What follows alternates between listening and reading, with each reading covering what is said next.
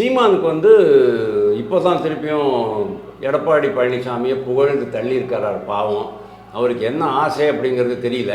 கட்சி கரைஞ்சு போய்கிட்டு இருக்கு. பெரியார் ராமசாமி நாயக்கர் பற்றி ரொம்ப பிரமாதமாக ஆக்ஷன் எடுக்க போய் ஓரளவுக்கு அவருக்கு நல்ல ஆப்டிக்ஸ் கிடச்சிது, பயங்கரமான விளம்பரம் கிடச்சிது. இப்போ கட்சி சின்னம் வேறே கிடச்சிருக்கு. முக்கியமாக நீங்கள் அதை பார்க்கணும். சில பேர் என்ன சொல்கிறாங்க, ஆஹா விவசாயி சின்னம் கிடைச்ச உடனே நாங்கள் வந்து 50% வாங்கிடுவோம் அப்படின்ட்டு. ஒன்றும் கிடையாது. 5%லேருந்து 6% தான்.